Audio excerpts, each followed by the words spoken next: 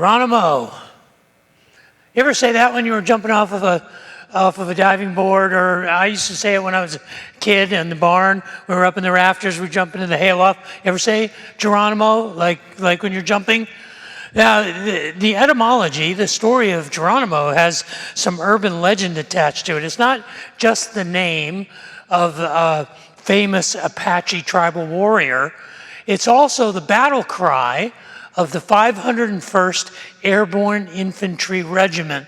The urban legend is that the first paratroopers, as they were training, had seen a movie about this famous Apache Indian, and they jumped out, and as they jumped out, they said Geronimo.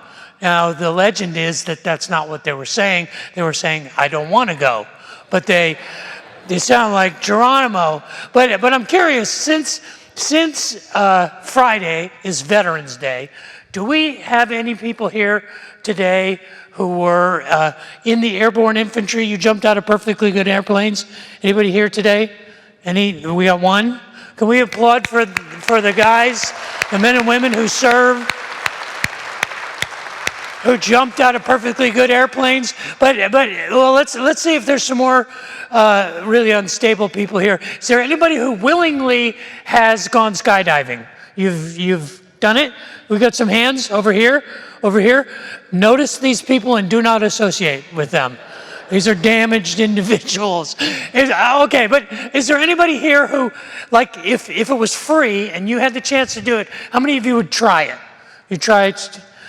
Boy, we are an unstable bunch. How many of you are like me and there is no way, not happening? I'm not jumping out of a perfectly good airplane, not even on a good day. Thank you very much. Because you see, there's a presupposition that is attached, and it's a presupposition of faith that is attached to skydiving, and it's really simple. You have to believe in your parachute. You just have to believe in it. Otherwise, it's a suicide leap. Like imagine if you were going to go skydiving for the first time, and we were together, and we were going to go, and they're packing the parachute, and I said, do you have faith in that parachute? And you would have to say, yeah, I'm going to go jump out of an airplane with that parachute. And then we're walking out to the airplane. I say, do you really trust in that parachute? I say, oh, yeah, I trust in that parachute. We're on the plane. We're flying over to the jump spot. And I say, do you believe in your parachute? He say, yes, I believe in my parachute. We jump out of the airplane, and we're falling toward Earth, accelerating to terminal velocity, and I ask, do you believe in your parachute? And you say, yes, I believe in my parachute. And the last words that you say before you have a sudden stop at terminal velocity with the ground are, I believe in my parachute, but you never opened your parachute. I would have reason to doubt whether or not you actually believed in your parachute. Doesn't that make sense? If you say you believe in your parachute and you're falling toward Earth at an incredible rate of speed and you don't open it, you might wonder, do you really believe in your parachute? 2 months ago, it's been 2 months that we have been talking about faith on Sunday mornings. We began talking about faith and following a study of one chapter of the New Testament. One chapter from a book in the New Testament called the book or the letter to the Hebrews. And it is an entire chapter. The 11th chapter of the book of Hebrews is an entire chapter about faith. It is examples from the history of the people of God of what faith looked like. And it begins in Hebrews chapter 11, verse 1, with the most concise definition of faith in the entire Bible. It says, now faith is the confidence in what we hope for, the assurance of what we do not yet see.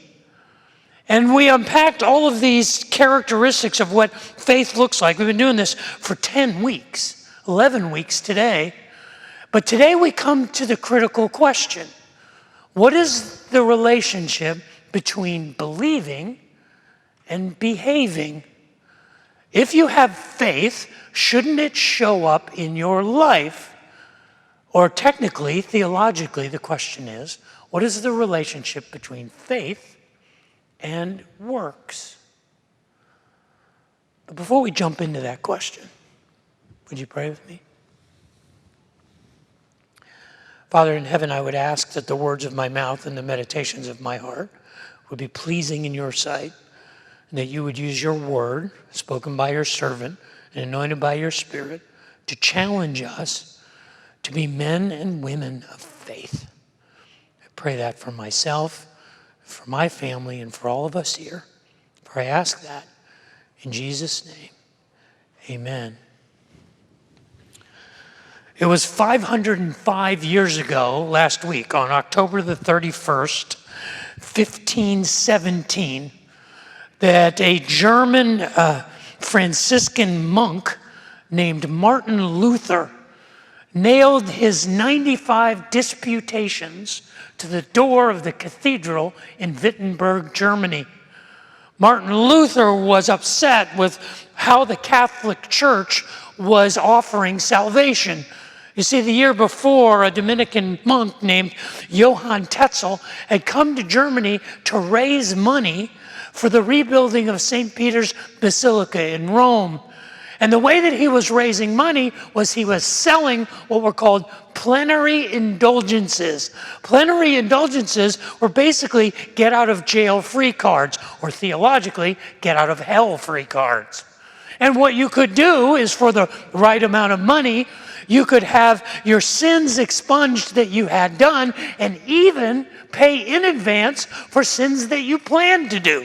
So if you had enough money, you could actually buy your way into heaven while you were doing things that you shouldn't do. And Martin Luther said, that's not right.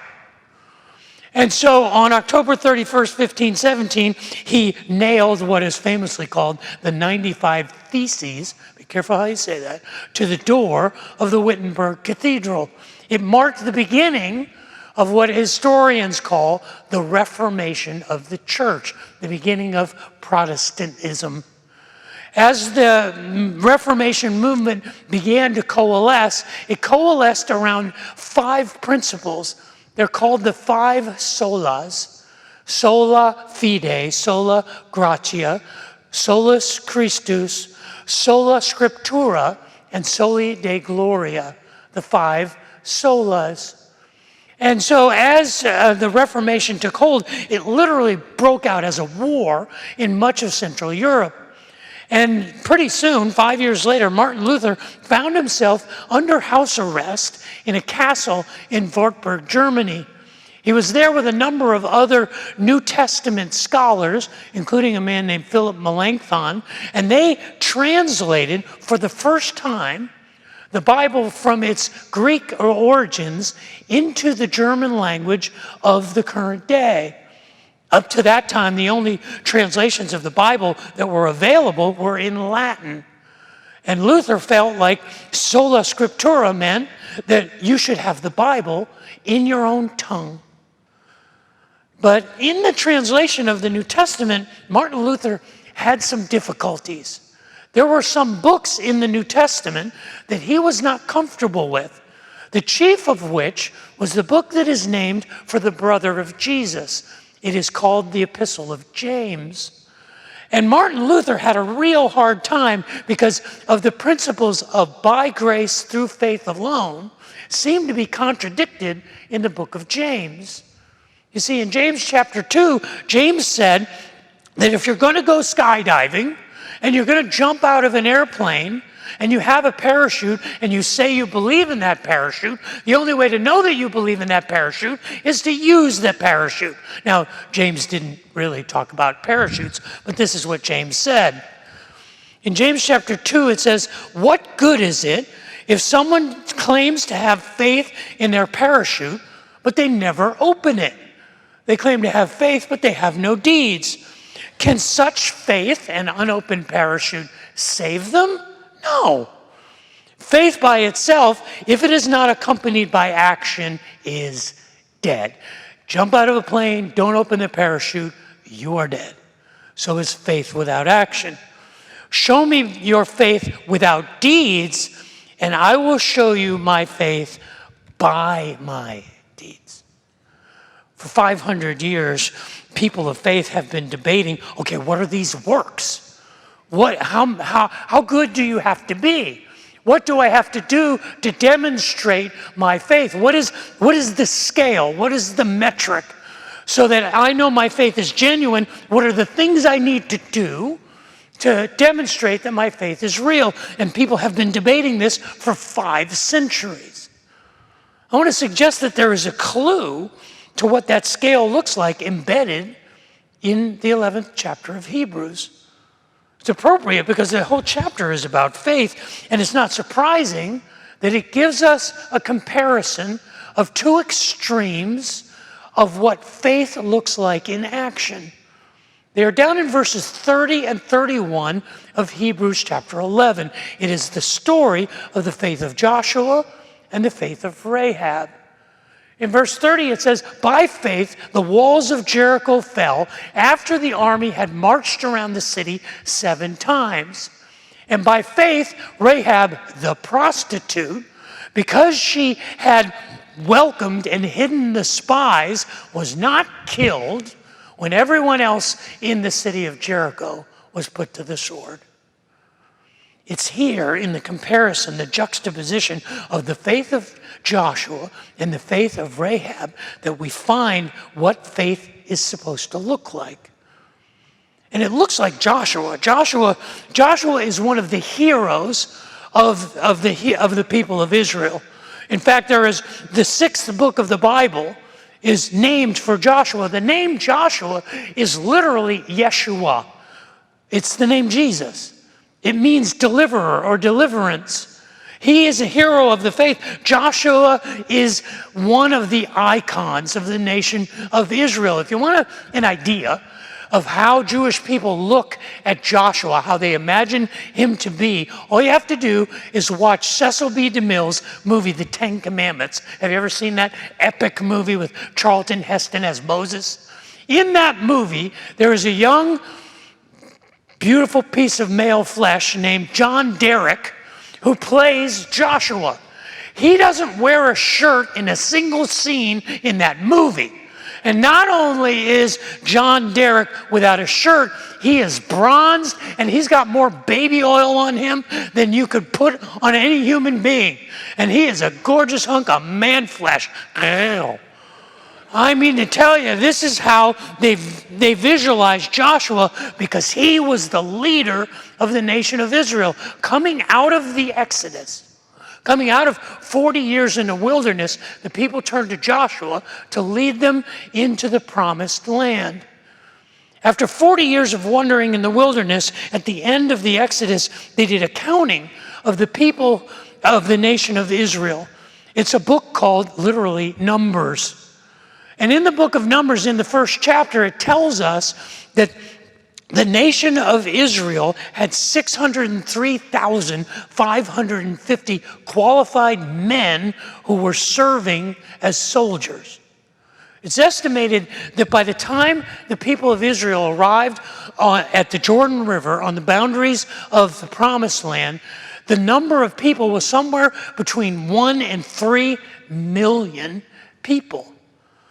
Now, the city of Jericho at one time was a formidable city. In fact, archaeologists tell us from examination of the geological tell, it's what archaeologists call the remnants of an ancient civilization. It's kind of like a mound. One civilization builds right on top of another.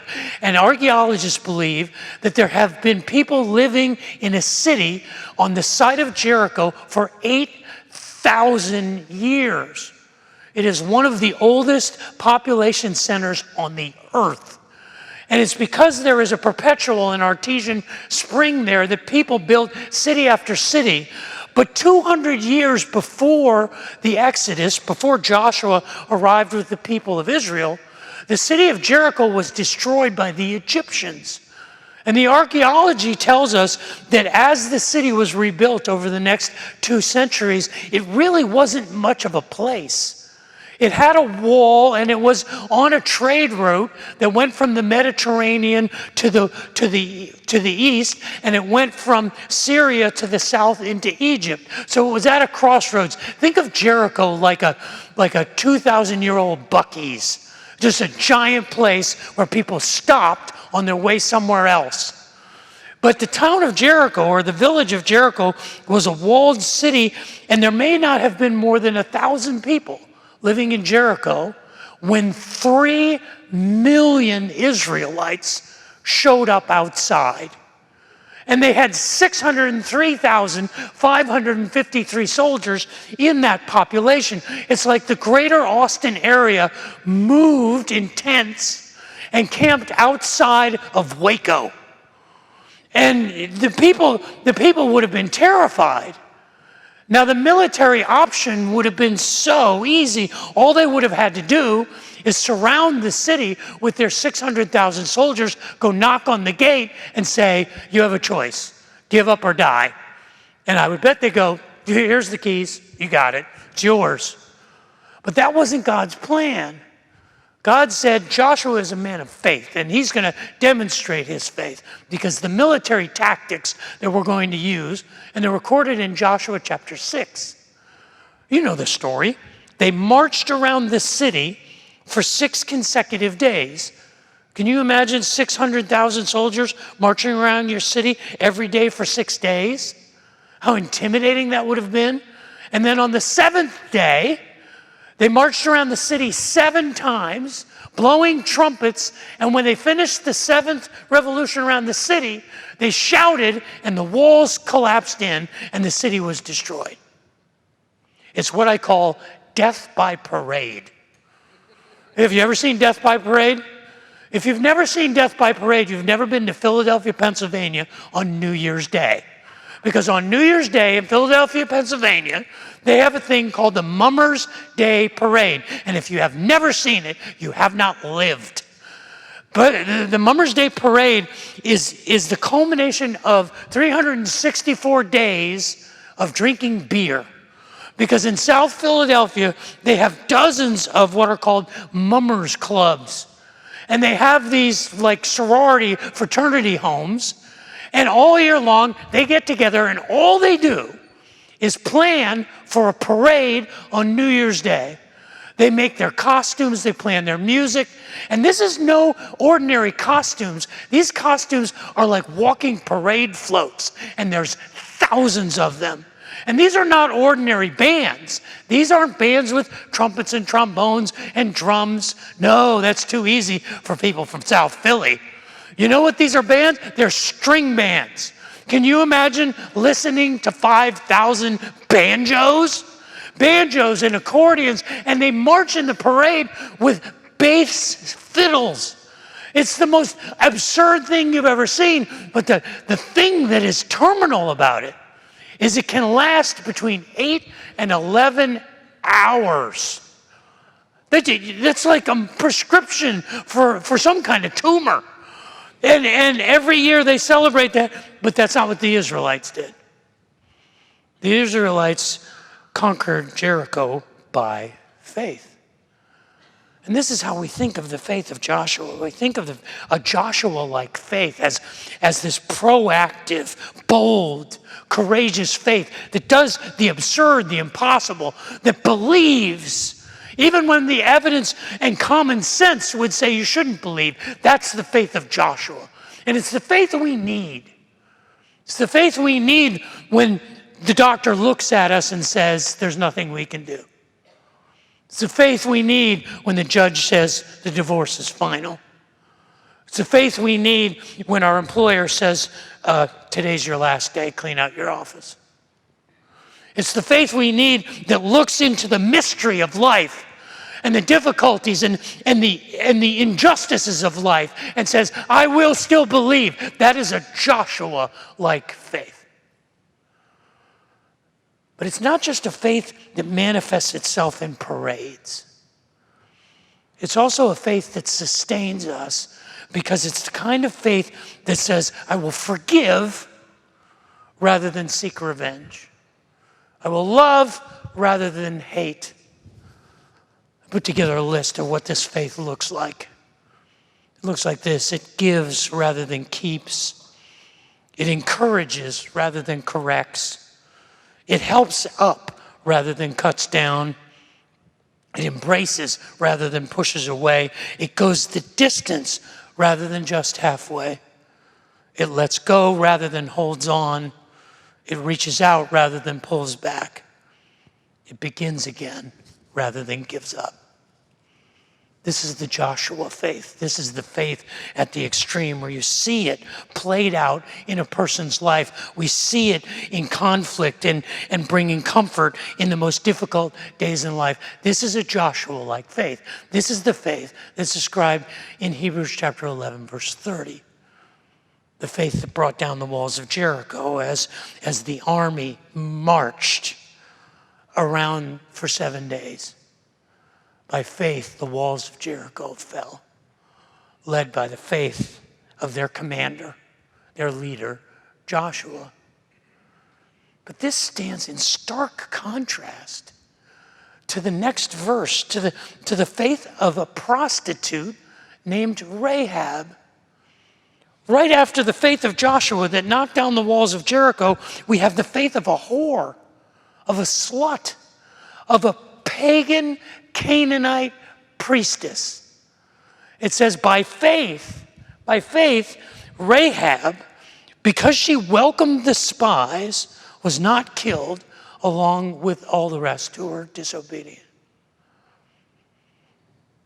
You see, when it describes Rahab, you have to understand, Rahab was not just a prostitute. Back in the time of the Exodus, most of the brothels were actually temples. And in a place like Jericho, where you had traveling salesmen going east to west and north to south, they would come to Jericho, let's just say for a little relaxation. And the way that the economy of Jericho was supported was not because they had great crops or great natural resources. It's because everyone who traveled through let some of what they were carrying behind so they could worship in the temples. Do I need to spell it out for you? She was a priestess in one of the temples that were set up around the city of Jericho for these travelers to relax. She was a priestess of a pagan god.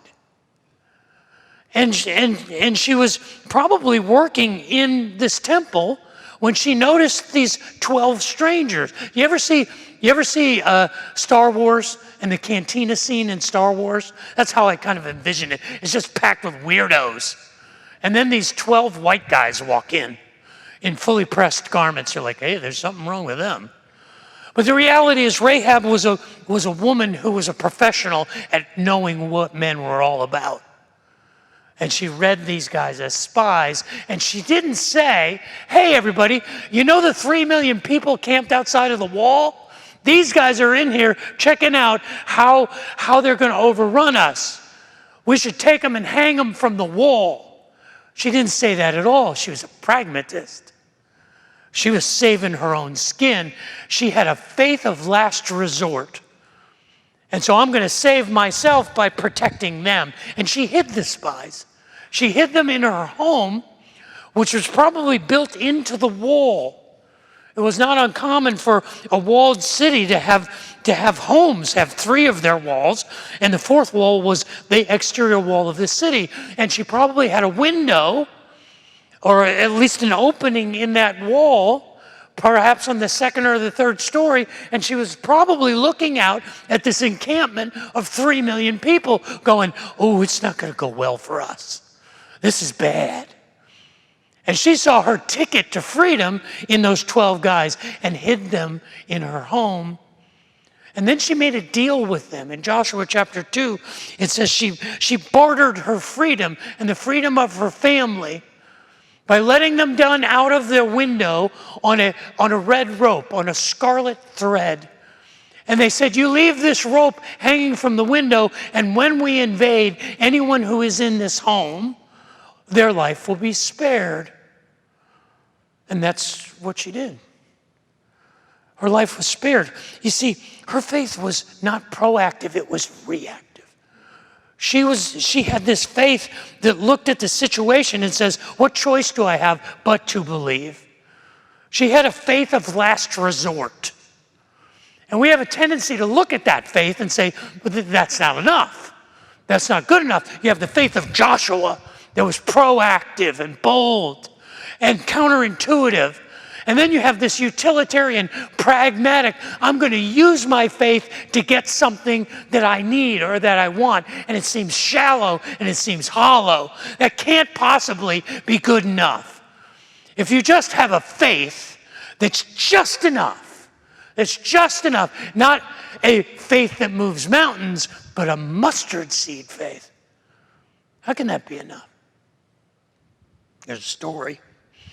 You probably know it. It's a story about a criminal. And it was a man who was convicted of capital crime, and he was being executed. And on his execution day, he was not just executed by himself, he was executed with 2 other criminals. And as he was being executed, he watched how these 2 men behave, and one of them behaved just like him. He was guilty and he knew it, and the excruciating pain of this execution, because it was execution by crucifixion. A public execution was humiliating and excruciating, and he watched the other criminal, perhaps a partner with him in his crimes, perhaps he was a partner with him in his treason or in his murder or in his abuse of children. We don't know what they were convicted of, but one of them was cursing. But the man in the middle was different. He couldn't figure out what this guy did wrong. And yet the people hated him and not them. And probably with his last breath, he turned to the man who was crucified in between he and the other criminal. And he said, remember me when you come into your kingdom. He basically said, get me the hell out of this. Save me. I got nothing left. Now, we might think that Jesus looked at this man and he said, too late for you, man. Sorry. You made your bed, now you got to lie in it. Or, you're going to die. You're not going to have time to prove that you really believe. And really, remember me when you come into your kingdom? What kind of confession is that? That's so self-serving. Why don't you just say, give me what I want. Help me because I'm me. What a lame confession that is. And he could have disregarded the guy because he never had a chance to really live heroically, to live boldly, to manifest his faith in a way that you go, ooh, that guy really believes. But if you remember the story, that's not what Jesus said, is it? It says that Jesus said to the man, today, you will be with me in paradise. Your faith is enough. That scarlet thread of faith, holding on by a thread, a faith of last resort, is enough. It doesn't have to be a faith that moves mountains. It can be a mustard seed, barely a shred of self-serving, pragmatic, get me out of this faith. And God says, that's enough. You're in. That's a problem for us. There's a phrase, perhaps you've heard it. Have you ever heard the phrase, there's no atheists in foxholes? It's true. Sure, when you've got no choice, of course you're going to believe. When there's nothing left, I'm going to take what I can get. But that's not what it means. It doesn't just mean a faith of last resort. It means that it's a faith that is enough. You know how I know this? James chapter 2. In James chapter 2, he makes it plain over and over and over again. He says that the righteous will live by faith, and faith without works is dead. And a person is considered righteous not by what they say, but by what they do. And just like jumping out of a plane and not opening a parachute means you're dead, means if you have faith, you have to use the parachute. But it doesn't just mean that it's proactive, it also means that it's reactive. You see, it is enough to recognize I have no choice. I got nothing left.